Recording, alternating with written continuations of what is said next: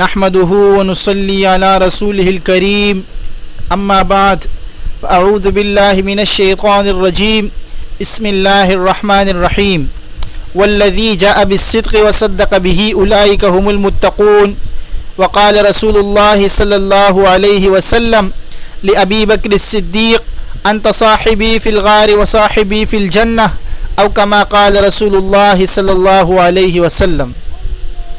صدیق یارو یاور محبوب کردگار، صدیق یارو یاور محبوب کردگار اور صاحب رسول ہے فی الغار والمنار.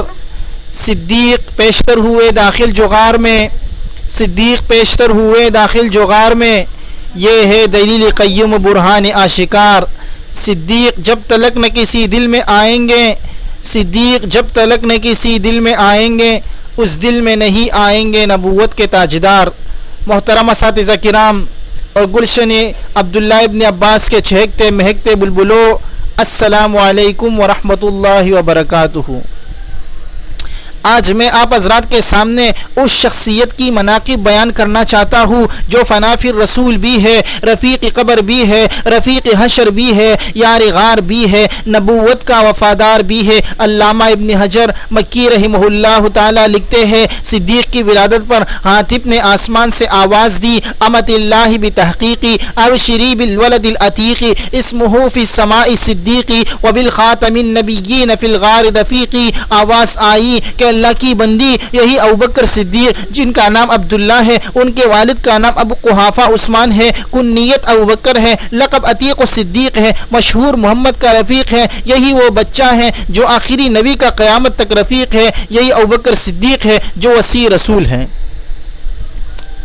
سامعین توجہ کیجئے، پورے صحابہ میں افضل اعلیٰ بھالا سب سے پہلے نبی پاک کا رفیق، مصطفیٰ کا وزیر، مصطفیٰ کا مشیر، مصطفیٰ کا محافظ ابوبکر صدیق ہے. پوری کائنات میں شہید بہت ہے، عالم بہت ہے، محدث بہت ہے، بہادر بہت ہے، مفسر بہت ہے، حجاج بہت ہے، مفتی بہت ہے، مگر صدیق ایک ہے. لوگ کہتے ہیں دمادم مست قلندر، علی کا پہلا نمبر، ان کا بھی پہلا نمبر ہے، ہم بھی مانتے ہیں کہ ان کا پہلا نمبر ہے، مگر شجاعت میں ابوبکر کا پہلا نمبر ہے، مگر خلافت میں خدا کی قسم حضرت علی حضرت عثمان کے خلیفہ ہے، حضرت عثمان حضرت عمر کے خلیفہ ہے، حضرت عمر صدیق اکبر کے خلیفہ ہے، اور صدیق اکبر اللہ کے نبی کا خلیفہ ہے. پیغمبر کا خلیفہ تو صرف ابوبکر صدیق ہے جن کا لقب خلیفۃ الرسول بنا. صدیق وہ آدمی ہے جس کے بارے میں پیغمبر نے فرمایا ساری دنیا پر میرا احسان ہے اور مجھ پر صدیق کا احسان ہے. میں کہتا ہوں حضرت علی اور حضرت صدیق اکبر میں بڑا فرق ہے، نہ سمجھے تو بیڑا غرق ہے. علی کے گھر کو پیغمبر نے آباد کیا اور پیغمبر کے حجرے کو صدیق نے آباد کیا. علی داماد ہے تو ابوبکر خسر ہے. سامعین گرامی، نبی سچا تھا تو ابوبکر صدیق بن گیا، نبی عادل تھا تو عمر عادل بن گیا، نبی سخی تھا تو عثمان سخاوت کا بادشاہ بن گیا، نبی بہادر تھا تو علی حیدر کرار بن گیا. بہادر حضرت خالد بھی ہے، بہادر حضرت عمر فاروق بھی ہے، مگر صدیق ایک ہے. قرآن نے جس کو صدیق کہا، مصطفیٰ نے جس کو صدیق کہا، وہ ابوبکر ہے.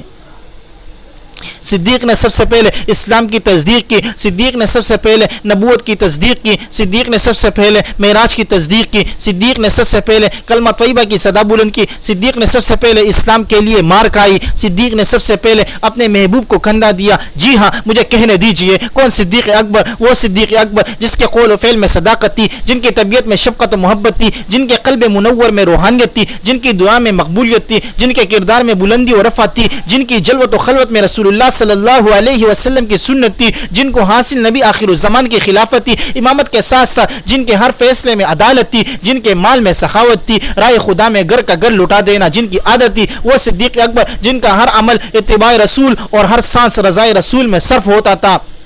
ان کی زندگی کا ایک ایک لمحہ منشاء رسالت کے مطابق اور مزاج رسول میں ڈلا ہوا تھا. سامعین محترم، صدیق اکبر نے ہر مقام پر اسلام کے پرچم کو بلند کیا، سب کچھ لٹا کر، سب کچھ نثار کر کے آخری وقت امت سے کفن بھی نہیں مانگا. وہ بھی اپنی پٹی پرانی چادروں میں ملبوس ہو کر دار فانی سے سرخرو ہو کر رخصت ہو گیا اور جاتے جاتے دنیا کو سبق دے گیا کہ صدیق وہ ہوتا ہے جو اسلام کو سب کچھ دیتا ہے، اسلام سے کچھ نہیں لیتا. پہلو مصطفیٰ میں بنا آپ کا مزار، پہلو مصطفیٰ میں بنا آپ کا مزار، پہنچی وہی پہ خاک جہاں کا خمیر تھا، پروانے کو شمع بلبل کو پھول بس، پروانے کو شمع بلبل کو پھول بس، صدیق کے لیے خدا کا رسول بس، وما علینا الا البلاغ المبین۔